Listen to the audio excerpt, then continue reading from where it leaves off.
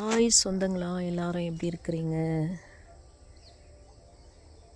நல்லா இருக்கிறீங்களா?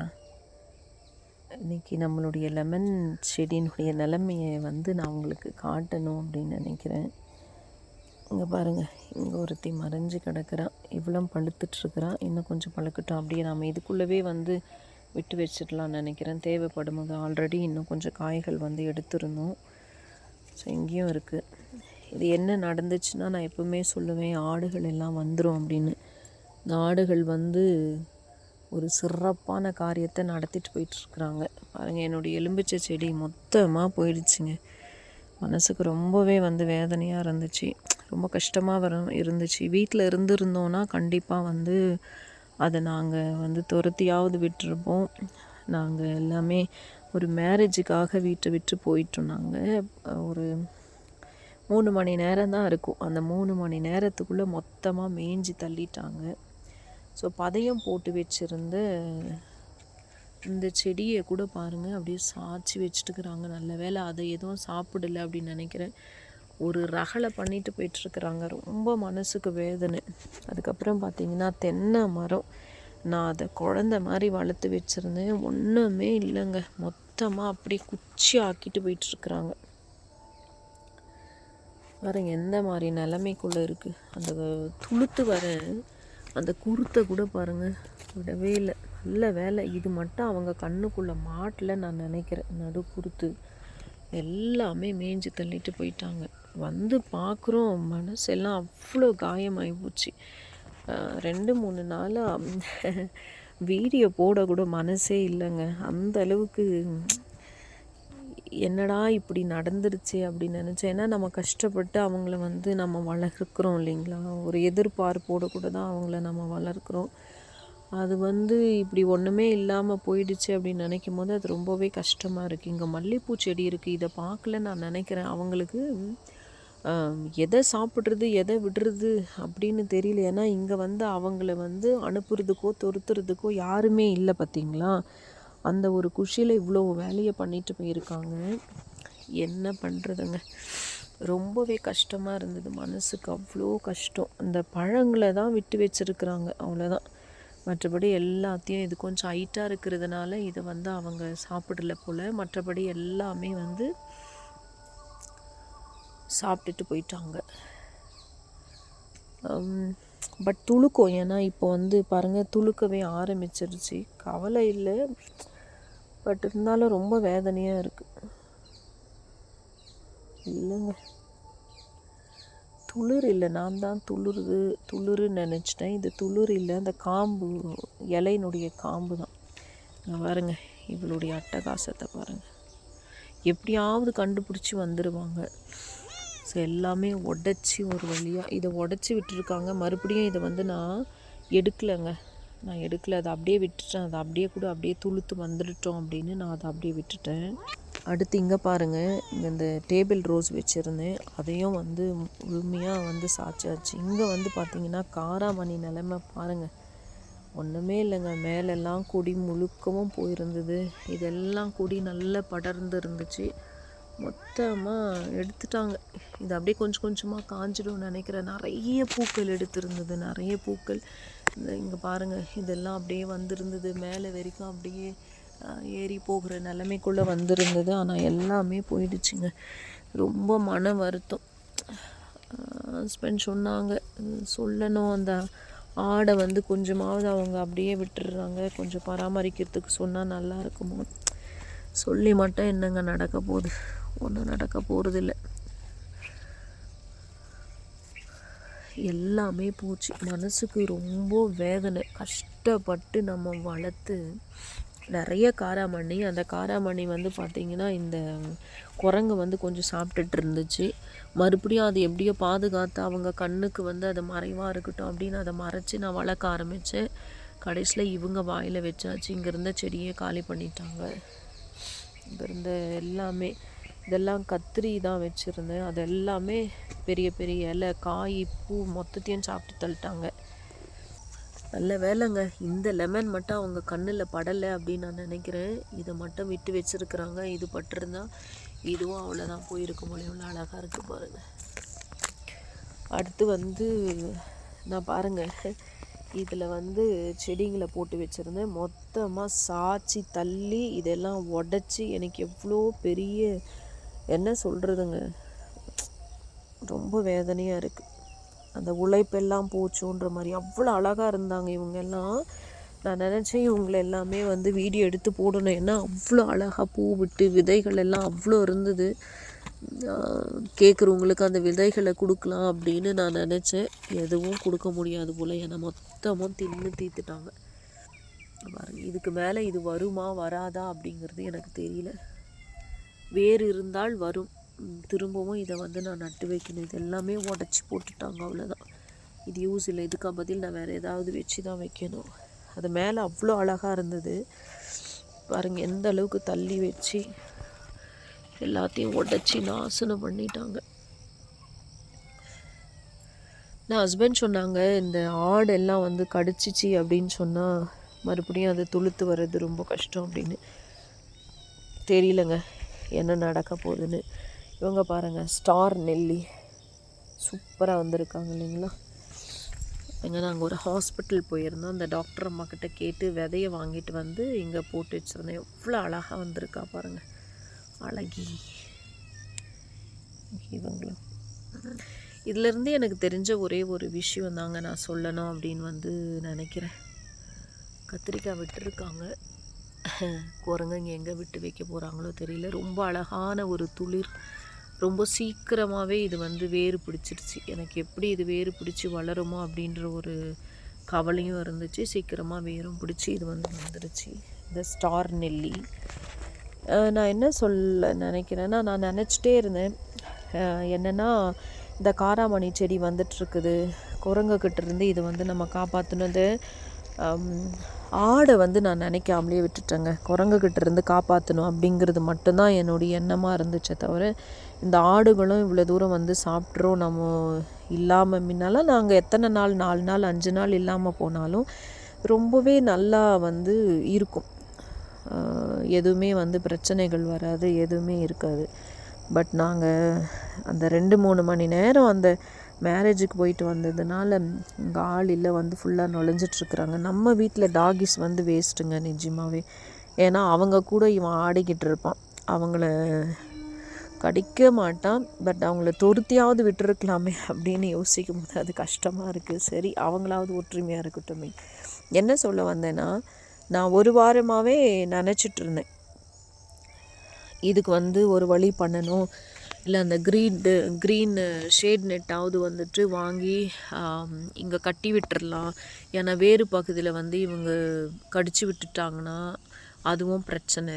மறுபடியும் வந்து இந்த காய்கள் எடுத்துட்டாங்கன்னா நமக்கு பட்ட கஷ்டம் வந்து நமக்கு பலன் கொடுக்காது. அதனால் நம்ம ஏதாவது பண்ணணும். அப்படி இல்லைனாலும் பழைய சாரீ இருக்கும் இல்லைங்களா, ஸோ அந்த மாதிரி சாரியை வந்து நம்ம கட்டி விட்டுறலாம் அப்படின்னு நினச்சேன். 2 பக்கமும் கட்டிட்டோன்னா அவங்க கண்ணுக்குள்ளேருந்து மறைச்சிடலாம் அப்படின்னு நினச்சிக்கிட்டே தான் இருந்தேனே தவிர, அதை நான் வந்து செயல்படுத்துறதுக்கு நான் தவறிட்டேங்க.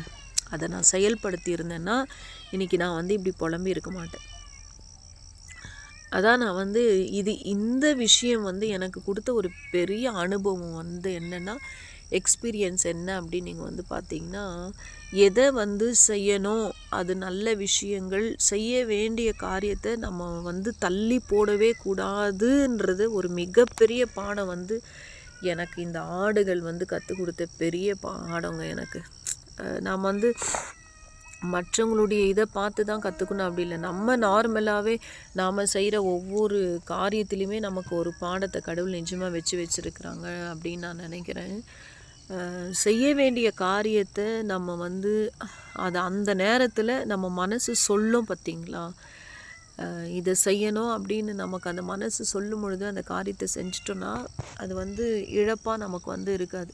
இது ஓகே, இது வந்து செடி, இது இல்லைனாலும் விதைகள் வந்து எந்த நேரத்தில் போடணுமோ அந்த நேரத்தில் விதைகளை போடும் பொழுது நமக்கு வந்து மறுபடியும் அது வந்து நம்ம ஈல்டு எடுக்க முடியும். பட் ஒரு முறை நம்ம இழந்துட்டோம் அப்படின்னா, ஒரு முறை நம்ம வந்து அது மேலே நம்ம வந்து கவனத்தை செலுத்தாமல் போயிட்டோம் அப்படின்னா திரும்பவும் அது நமக்கு கிடைக்கிறது ரொம்ப சிரமங்கிற நிறைய காரியங்கள் நம்முடைய லைஃப்பில் இருக்கும் பார்த்திங்களா. அதிலெல்லாம் நம்ம தாமதிக்கவே கூடாது. அதனால தான் நான் இந்த பதிவை வந்து போடுறேன். எனக்கு கற்றுக் கொடுத்த பாடங்கள் நிச்சயமாக உங்களுக்கும் அது வந்து யூஸ்ஃபுல்லாக இருக்கும் அப்படின்னு நான் நினைக்கிறேன். நீங்களும் நிறைய விஷயங்கள் வந்து அப்படி யோசிச்சுட்டு இருக்கலாம். இதை செய்யணும் அதை செய்யணும் நீங்கள் யோசிச்சுருப்பீங்க. அதை செய்ய நம்ம தாமதிக்கும் பொழுது வேறு ஒருத்தவங்க வந்து சிறப்பாக அதை வந்து செஞ்சுருவாங்க. எப்படி என் தோட்டத்தில் இந்த ஆடுகள் வந்து சிறப்பாக தங்களுடைய வேலையை அப்படியே சாதிச்சுட்டு போயிட்டாங்க இல்லைங்களா? அந்த மாதிரி தாங்க நம்ம பட்ட கஷ்டங்கள், நாம் வந்து இதுக்கான எடுத்த முயற்சிகள் எல்லாமே பார்த்திங்களா? கொசு பாருங்கள் என்ன நல்லா கடிச்சிட்ருக்குது.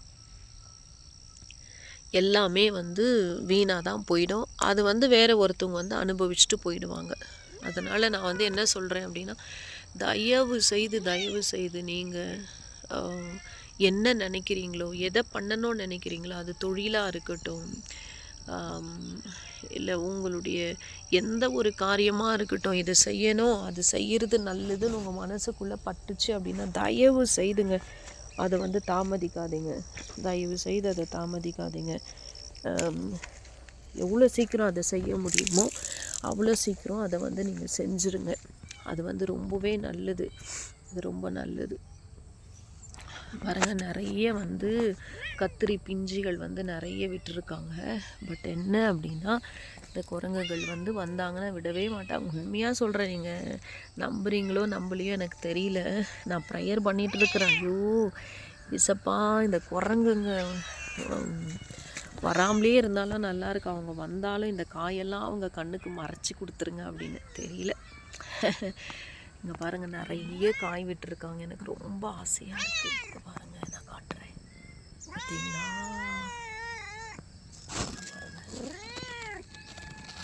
இதுக்கெல்லாம் என்ன பண்ணணும்னு தெரியல. ஹஸ்பண்ட்கிட்ட தான் கேட்டு ஏதாவது ஒன்று பண்ணணும். இவங்களை பாதுகாக்கணும் அப்படின்னா நான் ஏதாவது ஒன்று பண்ணணும். ஸோ நம்ம நினைக்கிற காரியத்தை நம்ம செஞ்சிடணும். சில நேரங்கள் அப்படிங்கிறத விட இமை பொழுது கூட நாம் வந்து சில விஷயங்களை மிஸ் பண்ணிட்டோம் அப்படின்னா அது வந்து நிச்சயமாக நம்ம லைஃப் லாங் வந்து நம்ம ஃபீல் பண்ணுற விஷயங்களாகவே தாங்க மாறிடும். அதனால் எந்த ஒரு காரியத்தையுமே நம்ம நினைக்கும் போதே அதை வந்து நம்ம உடனே செஞ்சு முடிச்சிடணும். பட் நம்ம நினைக்கிறோம் அது நமக்கு வந்து நல்லதா இல்லை கெட்டதா அப்படிங்கிறத நம்ம வந்து யோசிக்கணும். என்னுடைய சில பதிவுகளில் வந்து நான் சொல்லியிருப்பேன், நம்ம செய்கிற எந்த ஒரு காரியத்தையும் மற்றவங்களை கஷ்டப்படுத்தி மற்றவங்களை வந்து வேதனைப்படுத்துகிற காரியமாக இருக்கக்கூடாது. பட் நம்மளுடைய லைஃப்பில் நம்ம முன்னேறி போகிற காரியமாக இருந்துச்சுன்னா போதும், அவ்வளோதான். இந்த ஒரு விஷயத்தை நான் செஞ்சிருந்தேன்னா நிச்சயமாகவே நான் வந்து கவலைப்பட்டே இருக்க மாட்டேன். ஏன்னா நான் வந்து அதனுடைய பலனை எடுத்துகிட்டு இருப்பேன். நான் கொஞ்சம் பாதுகாப்பாக வந்து என் செடிங்களை வச்சுருப்பேன். அந்த பாதுகாப்பு தான் நான் பண்ணாமல் போயிட்டேன். சில நம்மளுடைய லைஃப்பில் கூட வந்து பார்த்திங்கன்னா பாதுகாப்பு ரொம்ப முக்கியம் தானே. நம்மளே பாதுகாக்கல நம்மளுக்கு யாருங்க பாதுகாப்பாக இருப்பாங்க? இப்போல்லாம் பார்த்திங்கன்னா பெண்களுக்கு பாதுகாப்பே இல்லை, வீட்லேயே பாதுகாப்பு இல்லைன்ற நிலைமைக்குள்ளே நம்ம வந்துட்டோம். யாரை நம்பி நாம் வந்து நம்மளுடைய பிள்ளைங்களை விடுறதுன்னு தெரியாத ஒரு நிலைமைக்குள்ளே நாம் வந்துட்டோம். அப்போல்லாம் பார்த்திங்கன்னா முறைகள் இருக்கும், அந்த முறைகளுக்கு ஏற்ற உறவுகளினுடைய மதிப்பும் இருந்துச்சு. இப்போல்லாம் அது கிடையவே கிடையாது, எதுவுமே இல்லை, எல்லாமே போச்சு. அதனால் நம்மளே வந்து பாதுகாத்துக்கணும். இதெல்லாம் பாருங்கள், நமக்கு இயற்கையாகவே நாம் செய்கிற ஒரு வேலைகள், நாம் பராமரிக்கிற தோட்டத்திலேருந்து எவ்வளோ விஷயங்கள் வந்து நம்ம கற்றுக்கக்கூடியதான ஒரு விஷயமாக இருக்குது அப்படின்னு பாருங்களேன். சொந்தங்களை நீங்கள் கூட ஏதாவது ஒரு முடிவு எடுத்திருக்கிறீங்களா? இப்படி செய்யலாம், அது நமக்கு வந்து நல்லது அப்படிங்கிற நல்ல முடிவுகளை நீங்கள் எடுத்திருந்தீங்கன்னா தயவு செய்து நீங்கள் அந்த முடிவை வந்து ப்ராசஸ் பண்ணுங்கள், ஆரம்பிச்சிடுங்க, அதை செய்ய தொடங்கிடுங்க. நிச்சயமாக அதில் வந்து நமக்கு எந்த நஷ்டமும் வராது. நஷ்டமாக வர காரியங்களுக்கு வந்து நம்ம உழைப்பு போடுறதோ அதுக்கான நேரங்களை வந்து நம்ம செலவிடுறதோ அதெல்லாம் வேணவே வேணாம். நாம் செலவிடுற நேரங்கள், நாம் எடுக்கிற உழைப்பு, அதுக்காக வந்து நம்ம படுற பாடுகள் எல்லாம் நமக்கு பலனை கொடுக்கும் அப்படிங்கிற நம்பிக்கை இருந்ததுன்னா கண்டிப்பாகவே நீங்கள் வந்து அதை செய்யாமல் இருக்கவே இருக்காதீங்க. என்ன மாதிரியெல்லாம் இருக்கவே இருக்காதீங்க. செஞ்சுருங்க, அதுதான் ரொம்பவே நல்லது. செஞ்சுருங்க. நம்ம தவறிட்டோம் அப்படின்னா எவ்வளோ பெரிய நஷ்டங்களுக்குள்ளே நம்ம வந்துடுவோம் அப்படிங்கிறது தான் யோசிக்க வைக்கிது. சில நேரங்கள் நாம் எடுக்கிற தவறான முடிவு பிரயோஜனமே இருக்காது. 10 தம்படிக்கோ 10 பைசாவுக்கோ பிரயோஜனமே இல்லை அப்படிங்கிற மாதிரி பிரயோஜனமே இல்லாத முடிவுகளை எடுத்து நஷ்டத்துக்குள்ளே வந்து போயிடுறோம் நம்ம. அப்படி பிரயோஜனம் இல்லாத முடிவுகளை வந்து நாம் எடுக்கவே கூடாது. நம்ம எடுக்கிற முடிவு பிரயோஜனமானதாக இருந்துச்சுன்னா, அந்த பிரயோஜனமான காரியத்தை நம்ம செய்யலை அப்படின்னா, நம்ம பிரயோஜனமாக செஞ்ச காரியம் வந்து பிரயோஜனமே இல்லாமல் போயிடும். சரிங்களா? நான் சொன்னது நிச்சயமாக உங்களுக்கு ஏதோ ஒரு விதத்தில் பிரயோஜனமாக இருக்கும் அப்படின்னு நான் நினைக்கிறேன். கண்டிப்பாகவே தங்கங்களா, தயவு செய்து நல்ல முடிவை எடுங்க. அது உங்களுக்கு நன்மையானதாக இருக்கும்னா, நீங்கள் ஏதோ ஒரு முடிவு எடுக்கிறேன்னு சொல்லி ஏதோ ஒரு முடிவை எடுத்துட்டு அந்த முடிவு வந்து ஆபத்தாவோ பிரச்சனையாவோ பிரயோஜனமே இல்லாததாவோ உங்களுடைய வந்து சேமிப்பை வந்து இழக்க செய்கிற ஒரு காரியமாகவோ இல்லை அவமானமோ இல்லை நிந்தைக்குள்ளவோ நம்மளை கொண்டு போய் நம்ம தலை குனிகிற மாதிரியோ இல்லை நம்ம வெக்கப்படுற மாதிரியான ஒரு முடிவு இருந்துச்சு அப்படின்னா தயவு செய்து அதை வந்து நீங்கள் இக்னோர் பண்ணுங்கள், ஸ்கிப் பண்ணிவிட்டு போயிடுங்க. அதை நம்ம செய்கிறத விட நம்ம செய்யாமல் இருக்கிறதே ரொம்ப நல்லது அப்படின்னு நான் நினைக்கிறேன். செய்கிறத பிரயோஜனமாக செஞ்சோன்னா அது நமக்கு உண்டான பிரயோஜனமாக இருக்கும். நம்ம செய்கிற காரியத்தையே வந்து தப்பாகவே செய்கிறோம், ஆனால் அது கரெக்டுன்னு நினச்சி நம்ம செய்கிறோம் அப்படின்னு சொன்னால் யாரையும் நம்ம குற்றம் சொல்லவே முடியாது, யாரையும் நம்ம குற்றம் சாட்டி பழி போடவும் முடியாது. ஏன்னா அது நம்மளுடைய நினைவு, நம்மளுடைய எண்ணம், நாம் சிந்தித்த காரியம், நாம் எடுத்த முடிவு. நமக்கு வந்து அது சக்ஸஸ் கொடுக்கல. ஏன்னா சக்ஸஸ் கொடுக்குற விஷயத்தை நாம் யோசித்து செயல்படலை அப்படின்னு தாங்க அர்த்தம். நிறைய விஷயங்கள் நிறைய நேரங்கள் வந்து அப்படி தான் நம்ம மிஸ் பண்ணிடுறோம்.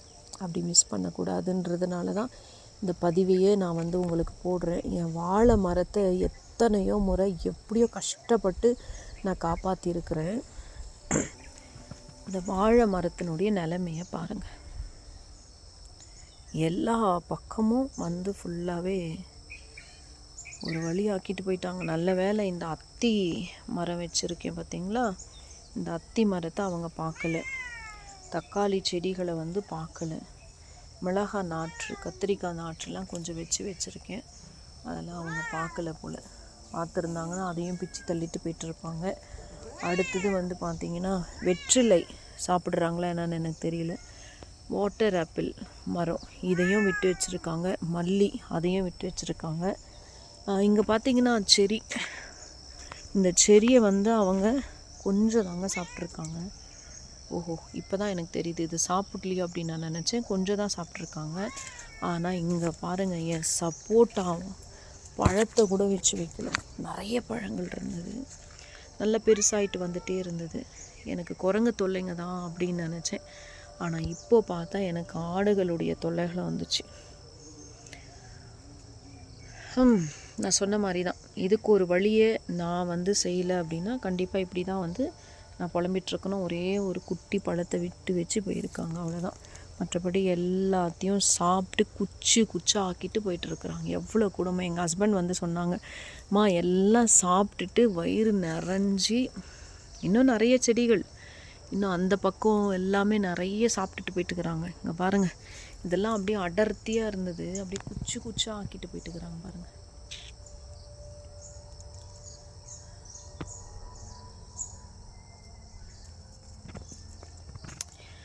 என்னன்னா ஆடை வளர்க்குறவங்க கூட வந்து அவங்க வந்து அவங்கள அந்த ஆடுகளை கொண்டு போய் ஆள் நின்று அவங்கள வந்து மேய்ச்சலுக்கு விடணுங்க. மேய்ச்சலுக்கு விடுச்சு அடுத்து வந்து அவங்கள வீட்டுக்குள்ளே கொண்டு வந்து வீட்டுக்குள்ளேயும் அவங்களுக்கு கொஞ்சம் தீனியை போட்டோம் அப்படின்னா எந்த தோட்டங்களும் வந்துட்டு என்ன ஆகாதுன்னா இப்படி வந்து கஷ்டப்படுற அளவுக்கு வந்து இருக்காது. நானும் ஆடுகளை வந்து வளர்த்துட்ருந்தேன், என்கிட்ட நிறைய ஆடுகள் இருந்தது. ஆனால் நான் வந்து இப்படி விட்டுற மாட்டேன், அப்படி ஃப்ரீயாக நான் விடவே மாட்டேன். அவங்கள கூண்டில் போட்டு வச்சுருப்பேன். ஒரு குறிப்பிட்ட டைம் வந்ததும் எனக்கு பைபிள் படிக்கணும். அப்போ அந்த பைபிள் படிக்கிற நேரத்தில் ஒரே ஒரு ஆடு மட்டும் பெருசாக இருந்தது. அந்த ஆடை கொண்டு போய் பெரிய கயிறு போட்டு கட்டிட்டேன்னா அந்த ஆடு எங்கே இருக்கோ அங்கே தான் மற்ற எல்லா ஆடுமே இருக்கும்.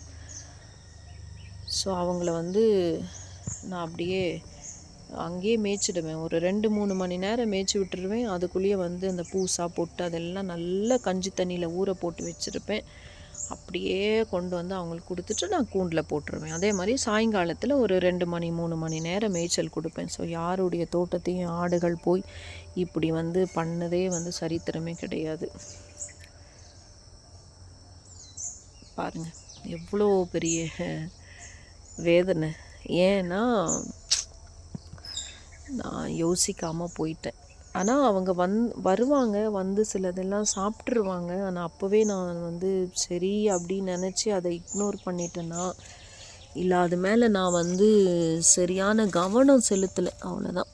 அதை நான் கொஞ்சம் கவனித்து நான் அதை வந்து செஞ்சுருந்தேன்னா, ஆனாலும் நான் வந்து அதுங்க வர இடத்துல எல்லாம் பார்த்திங்கன்னா நான் அடைப்பு தான் போட்டு வச்சுருக்கேன். அதையும் நான் உங்களுக்கு காட்டுறேன் பாருங்களேன். போட்டு வச்சுருக்கிறேன். ஆனால் அதை தாண்டி எங்கள் வீட்டில் ஒருத்தன் இருக்கானே ஜாக்கின்னு, அவன் பண்ண வேலை பாருங்கள். குச்சி தான் நட்டு வச்சேன், சாமந்தி எவ்வளோ அழகாக வந்துடுச்சு பாருங்கள். அவன் பண்ணி வைக்கிற வழியில் தான் அவங்க கரெக்டாக ஒருத்தர் நுழைஞ்சு தான் எல்லோரும் நுழையிறாங்க. இங்கே பாருங்கள், இதெல்லாம் அடைக்கிறதுக்கு இருந்த செடியெல்லாம் கொண்டு வந்து இங்கே வச்சு நானே ஒரு அடைப்பு ஏற்படுத்திட்டேன். அதுக்கப்புறம் பார்த்திங்கன்னா எவ்வளோ புளிச்சக்கீரை பாருங்கள். அதுக்கப்புறம் இங்கே வந்துட்டு இருந்தாங்க. இங்கே ஒரு தகரம் வச்சு இங்கே அடைச்சாச்சு. நல்ல வேளை இந்த மாங்காய் மரத்தை பார்க்கலன்னு நினைக்கிறேன். இங்கேயும் கத்திரிக்காய் எல்லாம் விட்டுருக்காங்க. ஐயோ தங்கங்கள் எல்லாம் எனக்கு அவங்களுடைய வந்து காய்களை வந்து தராங்க. என்ன பண்ணுறதுங்க.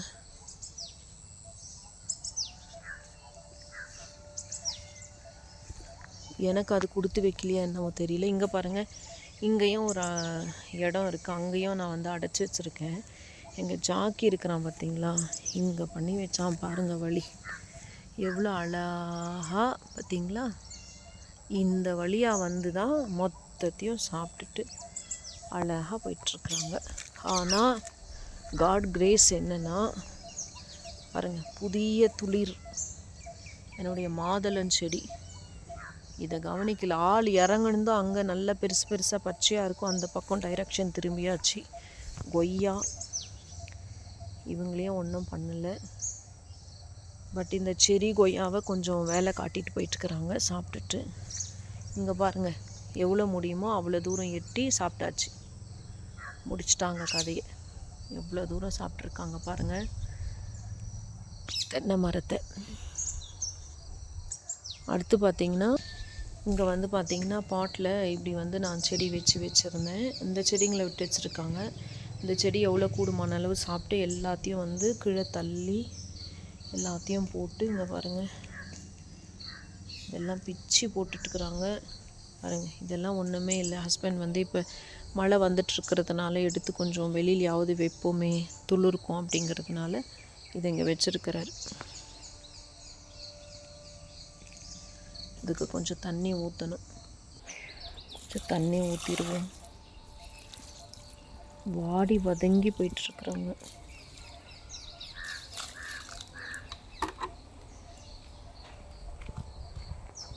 பாருங்க,